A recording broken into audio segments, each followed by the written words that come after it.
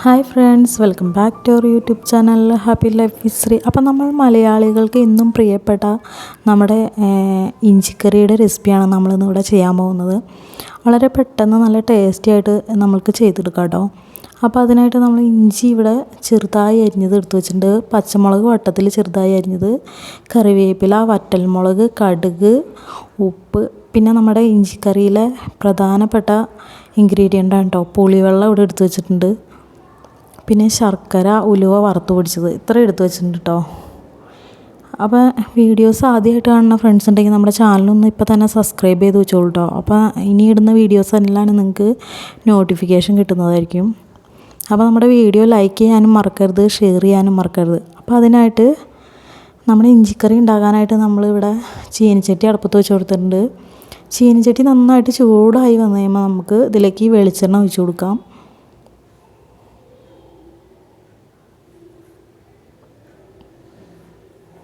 വെളിച്ചെണ്ണ നന്നായിട്ട് മൂത്ത് വന്ന് കഴിയുമ്പോൾ മാത്രം നമ്മുടെ ഇഞ്ചി അതിൻ്റെ ചാറ് പിഴിഞ്ഞ് കളഞ്ഞിട്ട് വേണം കേട്ടോ ഇഞ്ചി ഇട്ട് കൊടുക്കാൻ. അത് നന്നായിട്ടൊന്ന് മൂക്ക് വറുത്തെടുക്കാം. ലോ ടു മീഡിയം ഫ്ലെയിമിലിട്ടിട്ട് ചെയ്തെടുക്കാം കേട്ടോ. ഇനി നമുക്കിതിലേക്ക് പച്ചമുളക് വട്ടത്തിൽ അരിഞ്ഞത് ഇട്ട് കൊടുക്കാം, കറിവേപ്പില ചേർത്ത് കൊടുക്കാം.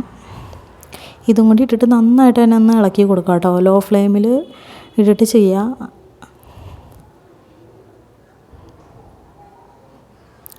ഇനി നമ്മളിതിലേക്ക് ചേർത്ത് കൊടുക്കുന്നത് മഞ്ഞൾപ്പൊടിയാണ്. ഒരു 1/2 ടീസ്പൂൺ മഞ്ഞൾപ്പൊടി ഇവിടെ ചേർത്ത് കൊടുക്കുന്നുണ്ട്. പിന്നെ എരിവിന് ആവശ്യത്തിനനുസരിച്ചുള്ള മുളക് പൊടി, ഞാനിവിടെ ഒരു 2 ടീസ്പൂൺ അളവിലാണ് കേട്ടോ മുളക് പൊടി ചേർത്ത് കൊടുക്കുന്നത്. പച്ചമുളകിനും എരിവുണ്ട്. അപ്പോൾ അതൊക്കെ നോക്കിയിട്ട് നിങ്ങളുടെ ടേസ്റ്റിനനുസരിച്ച് എരിവ് എന്തോരം വേണമെന്ന് വെച്ച് കഴിഞ്ഞാൽ കൂട്ടിയോ കുറച്ചൊക്കെ ചേർത്ത് കൊടുക്കാം. ഈ ഒരു സമയത്ത് ഒരു 2 പിഞ്ച് നമ്മുടെ ഉലുവ വറുത്ത് പൊടിച്ച് വെച്ചിട്ടുണ്ടായിരുന്നില്ലേ, അതും കൂടി ചേർത്ത് കൊടുത്തു. ഇനി നമ്മുടെ മെയിൻ ഇൻഗ്രീഡിയൻ്റായ പുളിവെള്ളം കേട്ടോ അപ്പോൾ ചേർത്ത് കൊടുത്തത്. ഇനിയിപ്പോൾ നമ്മളിതിലേക്ക് ചേർത്ത് കൊടുത്തത് ഉപ്പാണേ. ഉപ്പ് നിങ്ങളുടെ ടേസ്റ്റിനനുസരിച്ച് ചേർത്ത് കൊടുക്കാം കേട്ടോ. അത് കൂട്ടിയോ കുറച്ചോ ചേർത്ത് കൊടുക്കാം. നന്നായിട്ട് തന്നെ ഒന്ന് ഇളക്കി കൊടുക്കാം. നമ്മൾ ഒഴിച്ചു കൊടുത്ത പുളിവെള്ളമൊക്കെ വെന്ത് ഇതുപോലെ തിളച്ചൊന്നും തന്നെ. അപ്പോൾ നോക്കിയപ്പോൾ പുളിയുടെ ഇത് ഇച്ചിരി കുറഞ്ഞു പോയി. അപ്പോൾ ഞാൻ കുറച്ച് ചൂടുവെള്ളം കേട്ടോ ചേർത്ത് കൊടുത്തത്.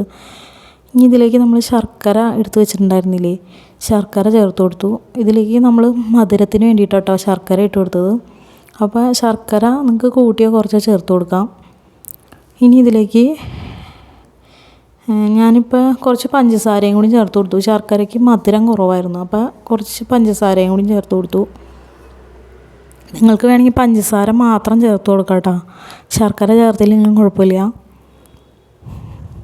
അപ്പോൾ ഇതുപോലെ നന്നായിട്ട് തന്നെ തിളച്ച് വന്നു കഴിയുമ്പോൾ നമ്മുടെ ഇഞ്ചിക്കറി ഏകദേശം റെഡി ആയിട്ടുണ്ട് ഇപ്പോൾ ഇവിടെ. ഇനി നമുക്കിതിലേക്ക് വറവിടാനായിട്ട് ഒരു ചീനിച്ചട്ടി ചെറുത്ത് ഒരെണ്ണം അടുപ്പത്ത് വെച്ച് കൊടുത്തു. അതിലേക്ക് വെളിച്ചെണ്ണ ഒഴിച്ച് കടുക് പൊട്ടിച്ച് വറ്റൽമുളകും കറിവേപ്പിലയും ഒക്കെ കൂടി ഇട്ട് കൊടുത്തു.